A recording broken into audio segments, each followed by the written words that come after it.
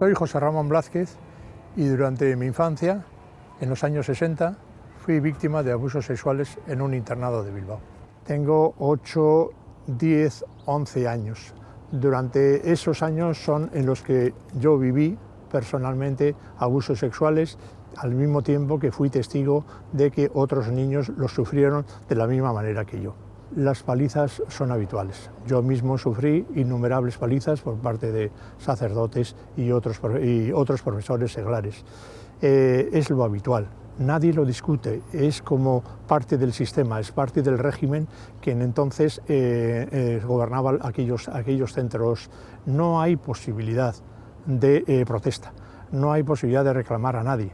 No, nosotros, yo también, no tenemos familia a la que contar estas cosas. Se pegaba en público, por lo tanto era un castigo público, que era continuo, era diario. Las bofetadas, las palizas, los correazos, los varazos, eran normales. Incluso nosotros ni siquiera lo discutíamos, lo que podíamos hacer es salir lo más airosos de esas palizas, que nos hicieran el mínimo daño posible. Pero era frecuente y aceptado en ese contexto de violencia, de maltrato, de crueldad absoluta, porque las palizas eran habituales y generalizadas, es donde se sitúa la libertad de abuso sexual por parte de los profesores que querían, algunos de esos profesores y sacerdotes, no todos. Yo era un enquencle y por lo tanto era un niño débil, bastante frágil y por lo tanto muy proclive a que las palizas le dejaran a uno baldao.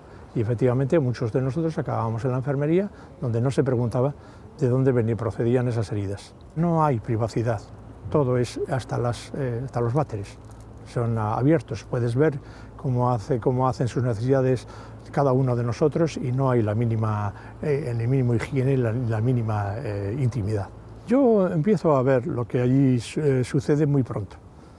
Puede ser con 9 años, con 10 años, y veo que hay profesores que le meten mano a los niños. ¿Cómo? En los dormitorios, o se los llevan a determinados espacios donde ocurren esas agresiones, y luego estos niños te cuentan lo que les habían hecho. Les habían metido mano, les habían masturbado. Hay que tener en cuenta que los profesores, los sacerdotes, son pederastas. Son hombres que ven a sus víctimas, las eligen. No cogen a cualquiera, cogen al que les parece más atractivo para ellos. Los separan y te van camelando, al principio te hablan muy bien, te acarician, te dan caramelos. Y un niño cuando le empiezan a sobar pues se siente incómodo. Yo también me sentía incómodo, como un sacerdote me tocaba el culo o ese tipo de cosas. Muchas de esas agresiones sexuales se producen durante la noche, durante las horas del sueño. Estás teóricamente durmiendo en el dormitorio con los demás chicos y llega por allí el sacerdote o el profesor de turno que llegaban y te agredían y tú te quedabas quieto, paralizado. Te tratabas de dar la vuelta para que no te tocara lo menos posible, pero te quedabas paralizado y por lo tanto dentro de los compañeros o dormían o se hacían los dormidos. Estás ante un hombre mayor, que es autoridad, que tiene sobre ti toda la autoridad del mundo y que puede hacer contigo lo que le da la gana. Sientes, además de miedo, una gran vergüenza. Sabes que eso no está bien, saben que te están haciendo daño, saben que se están aprovechando de ti. No podíamos recurrir a nadie para contar, me han hecho esto o me han contado lo otro. No teníamos unas familias a las cuales poder contar lo que ocurría. Se aceptaba. En vez de haber una solidaridad, lo que había era una burla por parte de los demás niños que sabían que te habían agredido, te habían metido mano, te habían masturbado, etcétera, etcétera. Yo me sentía muy sucio, muy avergonzado. Me sentía víctima, me sentía desgraciado, me sentía triste porque estaba solo, porque no podía hacer nada, porque estaban abusando de mí. Lo aceptaba y trataba de llevarlo de forma más llevadera posible, pero intentando que pasara cuanto antes, que me dejara en paz, que fuera por otro niño. Tengo que decirlo así, pero que fuera por otro niño y a mí me dejara en paz. Y esto ocurría y duró varios años. En mi caso, las agresiones duraron durante varios años. Sí, mi hermano mayor que yo, 2 años mayor que yo, me decía que adoptara ciertos trucos para evitar ser agredido. Ponte boca abajo en la cama, no te dejes, escabúllete, llora, pero no, haz ruido, para que el ruido pudiera espantar al profesor o al sacerdote que se acercaba a tu cama. Pero no había posibilidad de enfrentarse al profesor, no había posibilidades de decirle al sacerdote, oiga, usted es un cerdo. No era posible porque te expulsaban inmediatamente. Y con lo cual, ya me dirás tú qué hace un niño que no tiene familia expulsado a los 10 años o 12 años, equivaldría a la miseria absoluta. Más de la mitad de los profesores y sacerdotes que había en el centro eran buenas personas. Trataban de ser compasivos con los niños, aunque eran todos, o casi todos, maltratadores, desde el punto de vista físico. Pero todos ellos sabían lo que ocurría, sin excepción.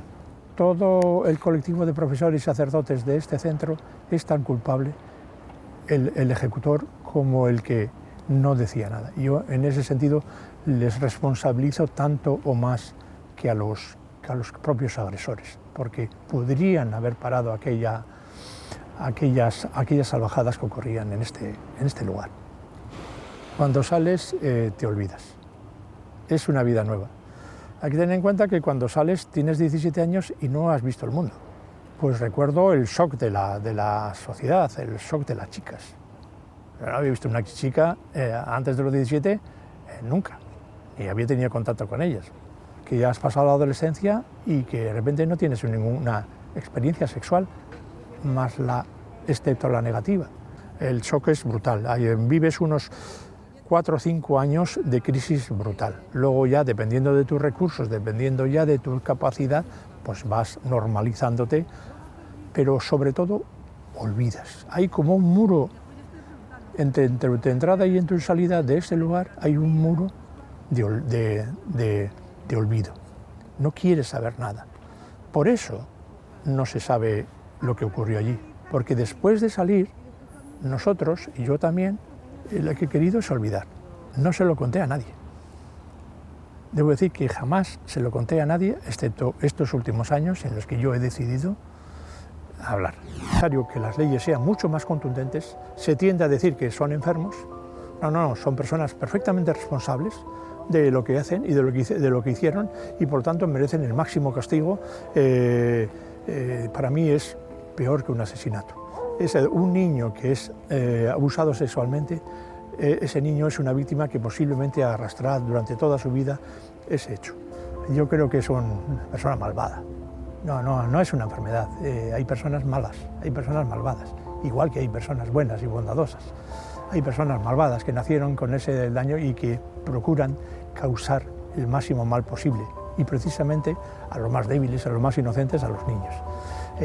No es un enfermo, es un canalla. No se puede perdonar. Hay cosas que entran en la categoría de lo imperdonable, y la pedofilia no tiene perdón. Si tuviera a mi agresor de entonces enfrente, le pegaría. Directamente le daría un puñetazo en la cara y le partiría la cara. Le diría todo lo que se me ocurriría, le escupiría, le vomitaría encima. Le diría todo lo que siento, todo el daño que ha hecho. No tiene explicación. Las agresiones sexuales no tienen explicación. No le pediría que me explicara por qué. Simplemente vomitaría.